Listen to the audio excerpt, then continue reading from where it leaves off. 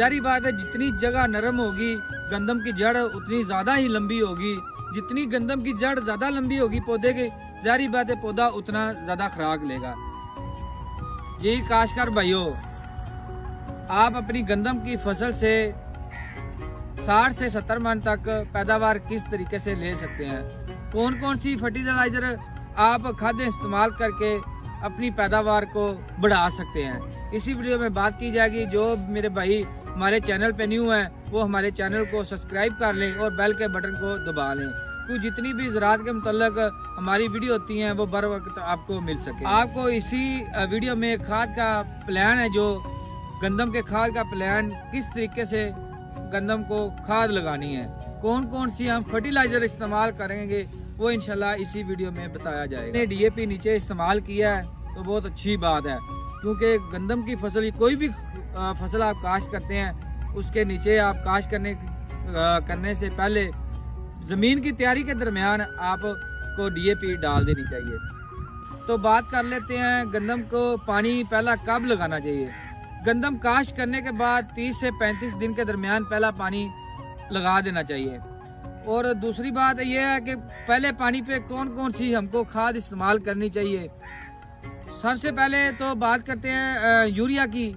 पहले पानी के साथ आप 1 एकड़ को 1 बैग यूरिया, 2 kg सल्फर और 8 लीटर होमक एसिड या दानेदार 8 kg डाल लें।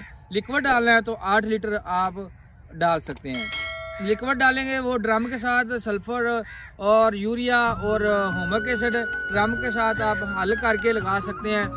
अगर आप दानेदार डालना चाहते हैं तो वो यूरिया का 1 बैग, उसके अंदर 8 kg वाला होमक एसिड दानेदार और 2 kg सल्फर, इसको मिक्स करके पानी पहले आपने खेत में लगा के उसके बाद छटा करना है उसके ऊपर, जिसको कहते हैं जब गारे की हालत में हो जाती है, खोबा होता है खेत के अंदर, उस वक्त आप छट्टा कर दें। नहीं तो आप फ्लड करें, पहले पानी के साथ साथ ड्रम के साथ फ्लड कर दें। होमक एसिड, सल्फर और 1 बैग यूरिया पहले पानी के साथ लगाएं। इसी तरीके से दूसरे पानी तक आपने अपनी यूरिया खाद जितनी भी गंदम को देनी है मुकम्मल कर लेनी है। तो सल्फर जो आपने जरूर लगाना है। एक फंजीसाइड होता है जो जमीन के तने में बीमारी पड़ती है, एक तो उसको रोकता है, दूसरा इसका काम है, बहुत जो अच्छा काम है, पौधे को खुराक वेल बहुत करता है, अच्छे तरीके से पौधे को खुराक मिलती है, इससे उसका बहुत फोट ज्यादा होती है। तो इस तरीके से वो 60 से 70 मन तक आप गंदम की फसल ले सकते हैं। जो होमक एसिड आपने लगाना है, होमक एसिड का काम ये होता है जमीन को नरम रखना।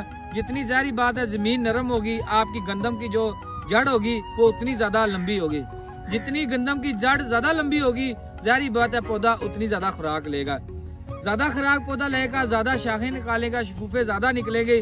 तो इस तरीके से आप अपनी गंदम का 60 से 70 मन तक झाड़ ले सकते हैं।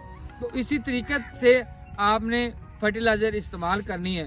तो मजीद है मेरे दोस्तों को हमारी वीडियो अच्छी लगी होगी। अल्लाह हाफिज।